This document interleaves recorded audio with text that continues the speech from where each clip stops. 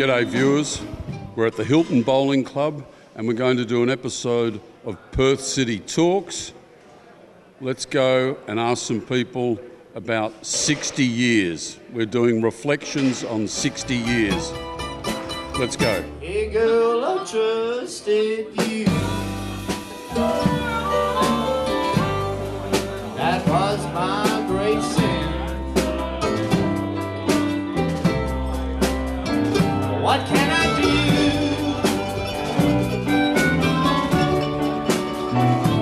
You and again. What can I say? Mom, get your ass back home. You and I. Who have we got here? Out the back door we've got Gonzo, the president of the Hilton Bowling Club, and I want you to give us sort of your reflections on Perth and the changes you've seen in your lifetime. Yeah. Oh, in my lifetime, well, I grew up here in Hilton.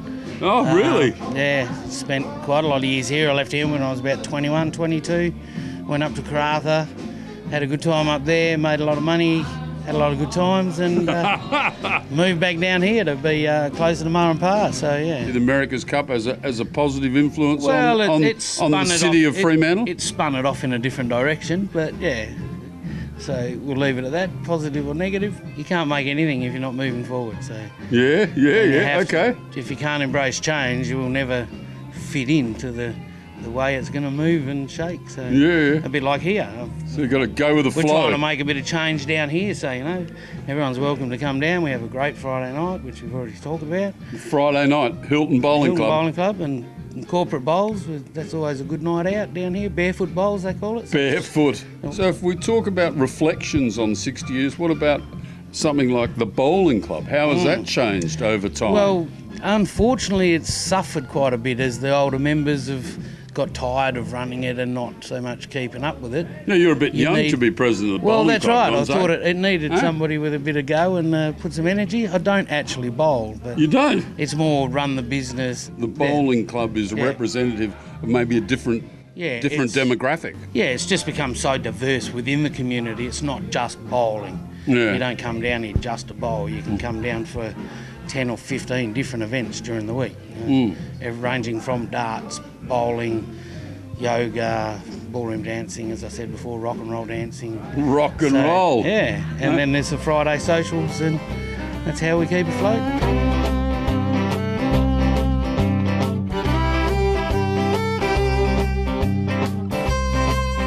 Perth City Talks.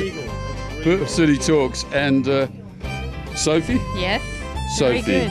Very good. I want reflections on the changes over, I won't ask you how old you are, but changes over the time you've been alive that you can recall. I work with a doctor, and we were just reflecting on how, for the young generation that are coming up, like younger than me, Yeah. and Younger entering 20s. the workforce, Yeah. how it's quite overwhelming for them because, one, it's not as clear cut as it was, say, for maybe the baby boomers, where if you went to university, you're pretty much guaranteed a job Yeah. upon exit. Yeah. Now, there's a lot more competition, I think. Is that right? But we're So it's having a quite- boom. Oh, yeah. Well, we're having a mining boom, but I think the divide between the haves and the have-nots is getting more pronounced. That's my feeling. Yeah. And- are there implications? What are the implications of that? Well, the same as usual, really. That the rich get richer, the poor get the picture. Yeah. Yeah. You know, what things is that going to create? The poor getting poorer, the rich getting richer. You know, that's sort of well, it's- obviously stating there's a bigger gap. Yeah, well, And- that's right. and- It is and, a bigger gap. So that means that, you've got further to climb if you're down there than you do if you're up here. Yeah. You've got further to climb to get up there, and It's a difficult to climb, you access- think? for some people, not for everyone, Yeah. Some people are really good at thinking outside the box and thinking creatively and dynamically.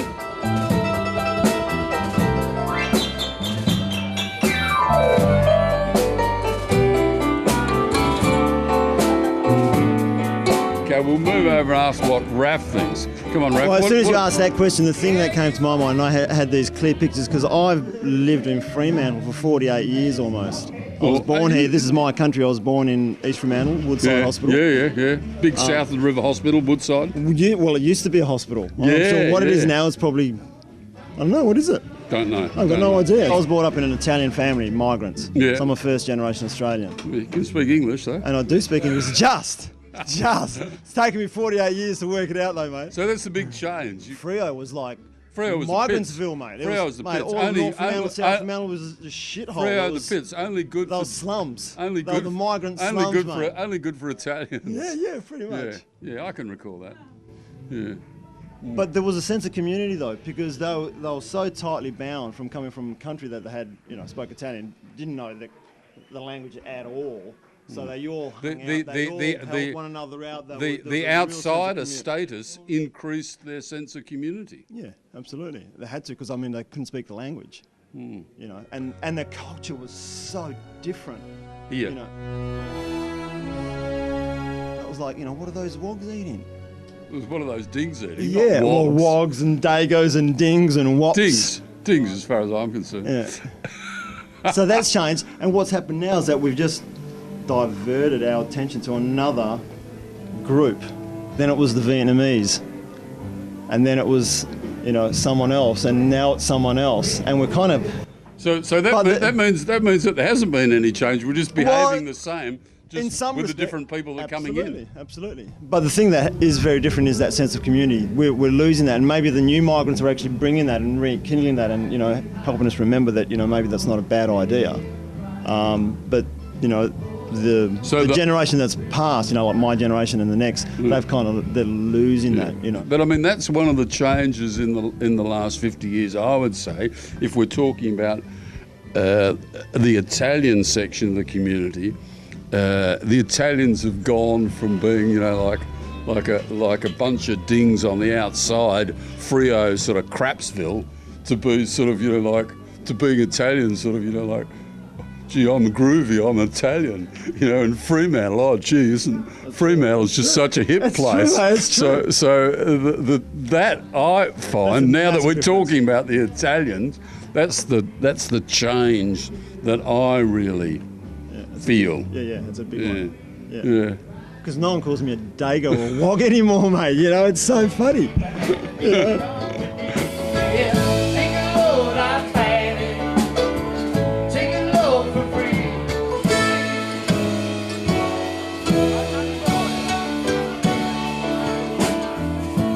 I'm going to talk about reflections on the changes in Perth. You could do a 60-year change, or it's maybe like a 10-year change. What's been happening in the last 10 years that you think about? Well, I think the most obvious thing is the assault on our urban trees. I know a lot has been said about the forests, but from the wood chipping of our forests, we've actually gone to the wood chipping of our urban forests.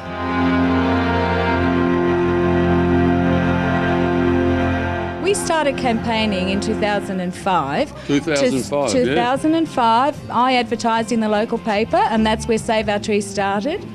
And that was because so many people had been writing to the local papers about the senseless removal of street trees. This has been going on for some time. I saw all of these letters, and I thought, well, there's something wrong here. It was getting on my nerves to see all these disappearing trees. There was this perception that you could improve the amenity by removing, for instance, box trees, because some people thought they Because they're from Queensland.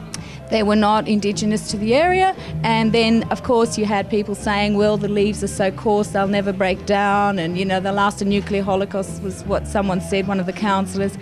There were these silly reasons for removing trees, and So we've gone from silly reasons to what are the reasons now? well, now I think it's just ruthless. We're going to develop an area, and no matter what you say, no matter what you think, we don't need to do as you think, and the trees are insignificant when faced with development. So the Lorax, the protector of the trees, has been killed.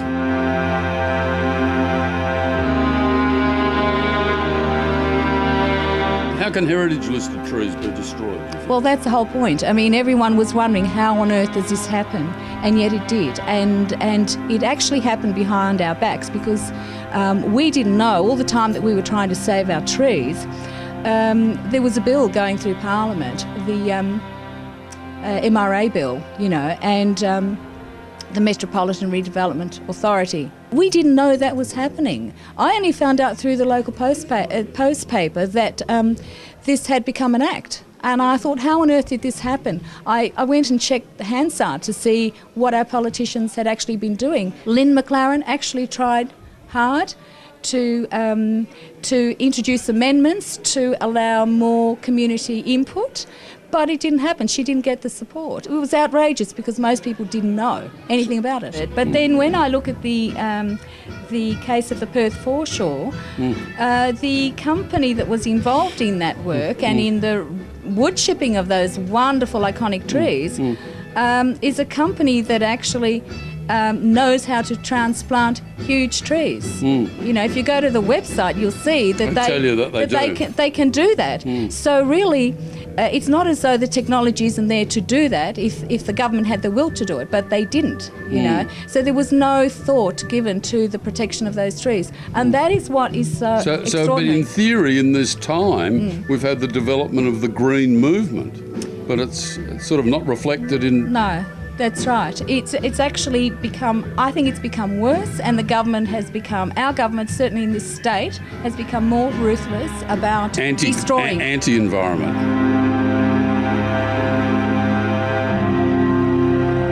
Don't go away. See you after the break.